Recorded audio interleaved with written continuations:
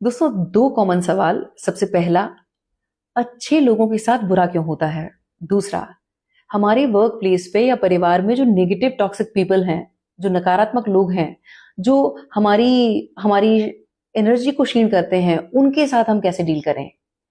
इस गंभीर विषय में मेरा अपना व्यक्तिगत अनुभव जो है वो मैं आपके साथ साझा करना चाहूंगी। लेकिन इससे पहले इस बात को भली प्रकार से समझना जरूरी है कि कोई भी नॉलेज जब तक हम व्यवहारिक रूप में प्रयोग नहीं करेंगे, जीवन में बदलाव नहीं आएगा। इसीलिए हमें जो समझाया जा रहा है, जो सिखाया जा रहा है, पहले हमें उसे समझना है और अपनी दैनिक लाइफ में उसे इम्प्लीमेंट में लाना है, तब जीवन में एक सकारात्मक बदलाव होता है। तो अब पहले ये समझना है कि ये जो सुंदर ब्रह्मांड है, ईश्वर की अदृश्य शक्ति के माध्यम से संचालित है और उसको संचालित करने के लिए ईश्वर अच्छे लोगों को निमित्त बनाकर प्रयोग करते हैं।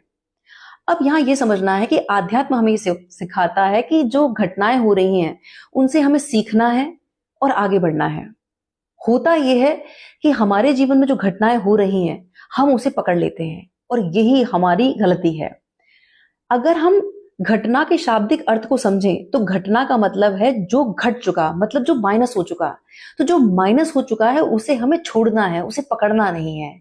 अगर इन घटनाओं को हम चित्त पे रखे रहेंगे तो जीवन में कभी कुछ नहीं बदलेगा और पूरा जिंदगी रोते हुए निकलेगा और इस विश्वास के साथ निकलेगा कि अच्छे के साथ बुरा होता है और बुरे के साथ हमेशा अच्छा घटित होता है।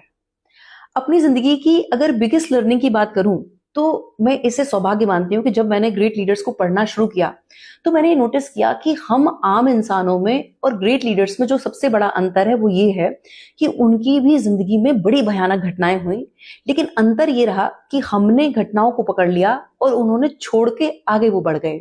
और यही वजह थी कि वो अपनी डिवाइन कॉलिंग से जुड़ पाए, वो महान मकसद को जी पाए।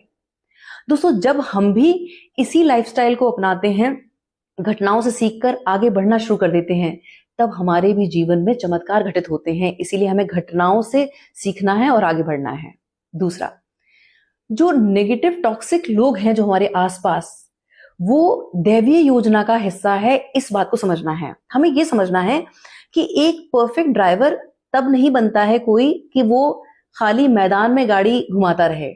एक परफेक्ट ड्राइवर वो है जो हमेशा स्टेप बाय स्टेप अपनी उस ड्राइविंग में, उस स्किल पे परफेक्शन लाता है। वो भीड़ में भी लोगों को दोष नहीं देता है, वो भीड़ में भी अपनी जो स्टीयरिंग है उस पर कंट्रोल कर रखता है और हर तरीके से वो उसको अच्छे से स्मूथली ड्राइव करना सीख जाता है।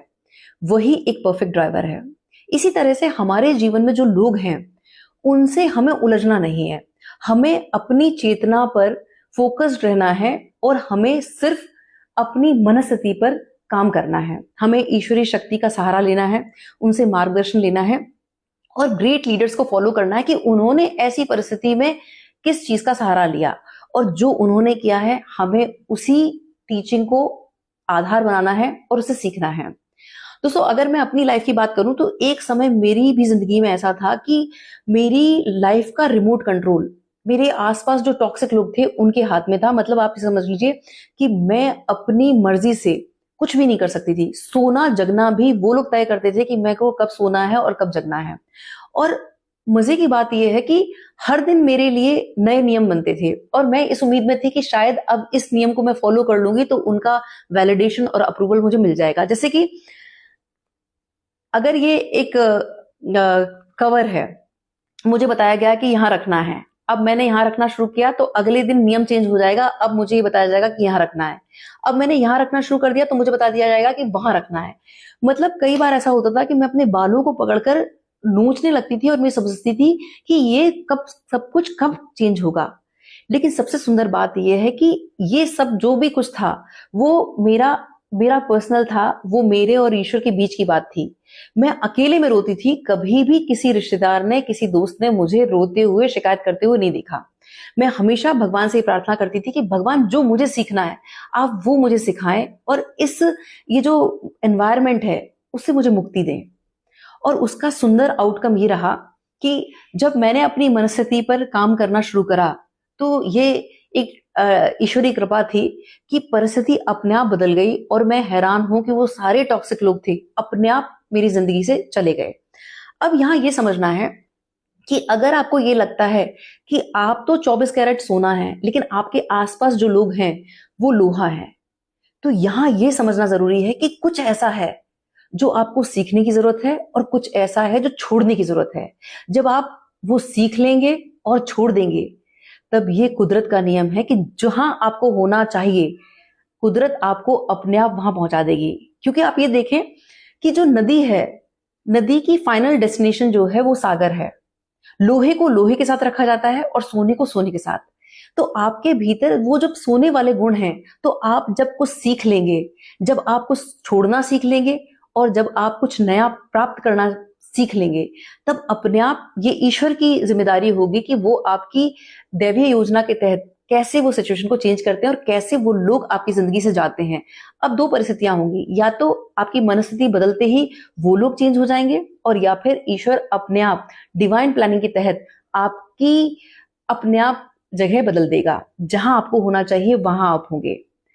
अब यहाँ एक बहुत इंपॉर्टेंट बात है जो मेरा अपना व्यक्तिगत अनुभव है।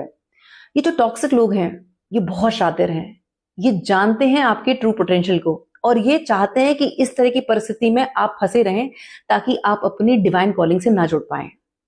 अब यहाँ ये समझना है कि हमें इनकी इस नकारात्मक ऊर्जा में नहीं फंसना है, हमें सिर्फ अपने पोटेंशियल पे काम करना है, अपनी स्किल्स के साथ हमें परफेक्शन लाना है, हमें परमपिता परमात्मा की शक्ति के साथ एक होना है। और ये समझना है कि अगर इनके साथ हम उलझते रहे तो पूरी जिंदगी हमारी ऐसी ही जाएगी।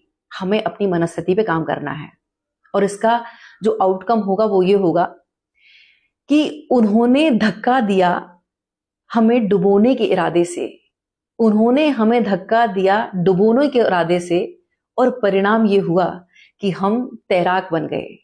तो आपको अपना फोकस सिर्फ एक अच्छे तैराक बनने पर रखना है, बाकी सब कुछ निमित्त बनाकर ईश्वर को जो कराना होगा वो करा लेंगे और आपकी स्थिति परिस्थिति को बदलने की जिम्मेदारी ईश्वर की होगी। हमें सिर्फ फोकस अपनी अच्छाई और सच्चाई पे रखना है और अपनी डिवाइन कॉलिंग से जुड़ने का नियमित अभ्यास करना है। बहुत बहुत आभार, नमस्कार, जय श्री राम।